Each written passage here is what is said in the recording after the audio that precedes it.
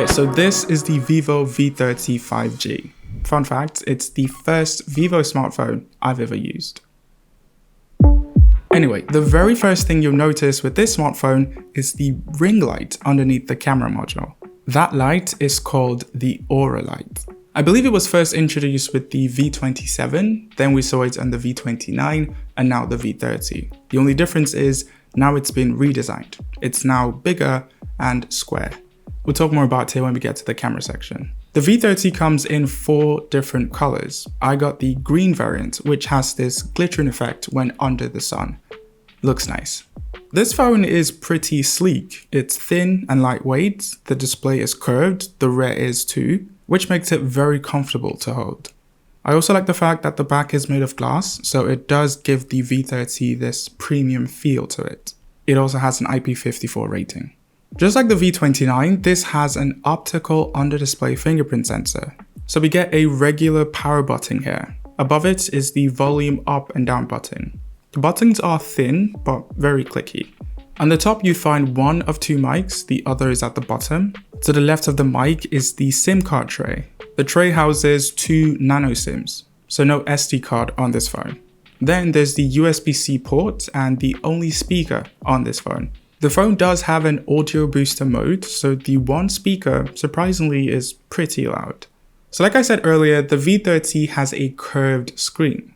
I really like curved screens, and this one is no different. This is a curved 1.5K 120Hz AMOLED display with a peak brightness of 2800 nits.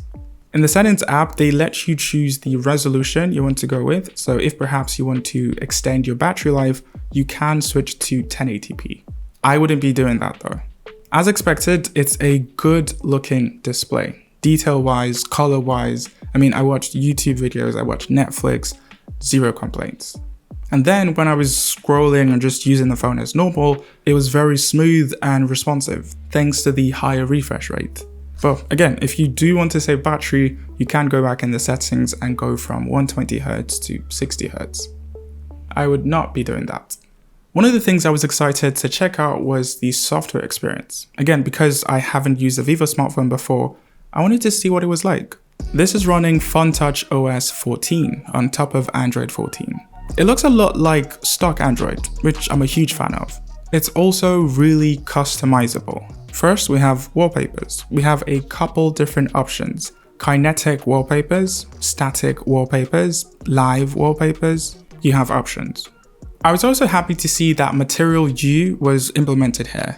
So you can customize the colors of the system and app UIs. You can also apply it to app icons. I don't know, I just really like that feature. Also, because this is Android 14, you also get lock screen customization. You get a bunch of different fonts and clock styles. Weirdly though, my favorite customization feature is actually in the dynamic effects setting. It's called ambient light effects. You can turn it on for music, calls, and notifications. When turned on, you get this nice looking light effect when your screen's turned off. It's nothing too crazy, but I just think it looks cool. There's also a setting that lets you choose from a couple different presets: your fingerprint icon animation, your charging animation, and even USB insertion animation.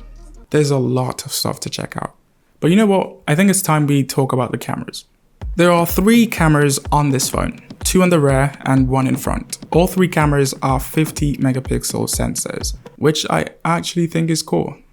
The main camera has something called VCS, the Vivo Camera Bionic Spectrum.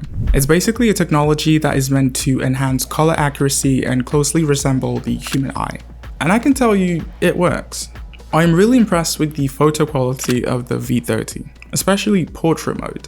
The color, the detail, the cutouts, the blur.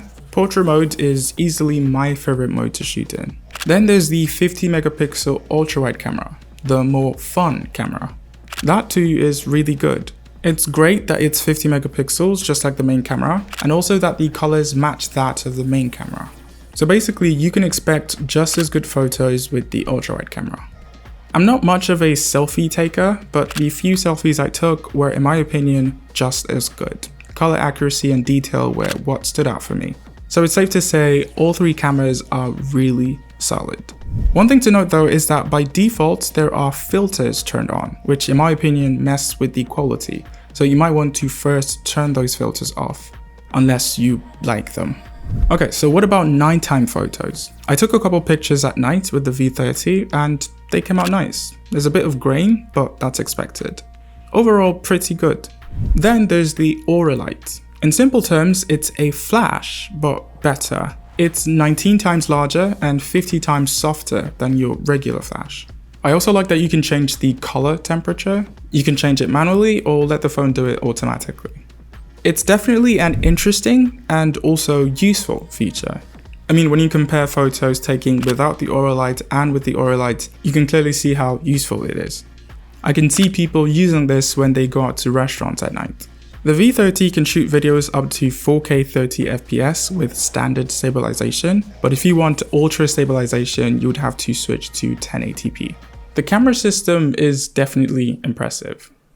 Okay, so now let's talk about performance. This is using the Snapdragon 7 Gen 3 processor. It's a chipset designed to give you some level of high performance, but also not consume a lot of power. One of the first things I noticed was actually how fluid this phone felt. No doubt, the higher refresh rate display and the animations of the OS helped out a lot, but I think the chipset did the heavy lifting.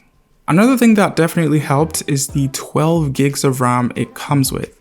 It's safe to say that's more than enough RAM for most people.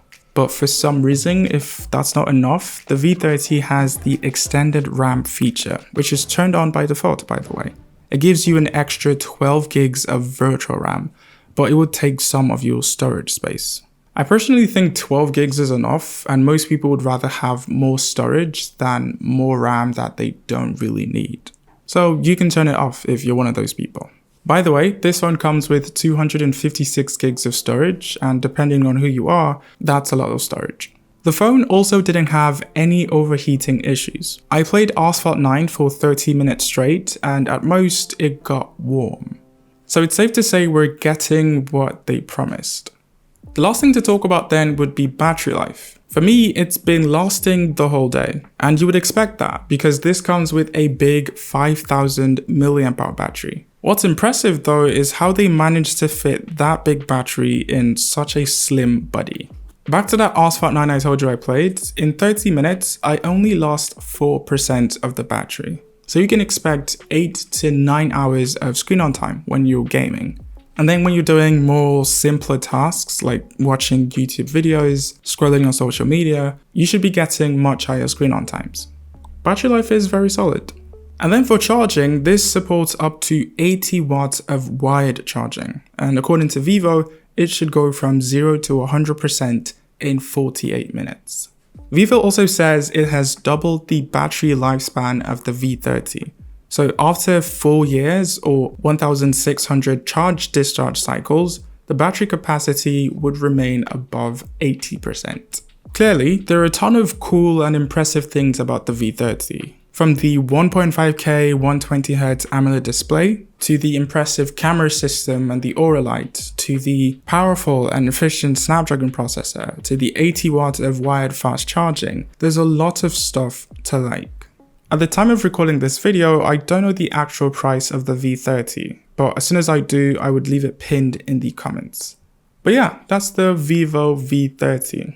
What do you guys think of it? Let me know in the comments. But I think that's it. Thank you guys so much for watching, and I'll see you when you see me.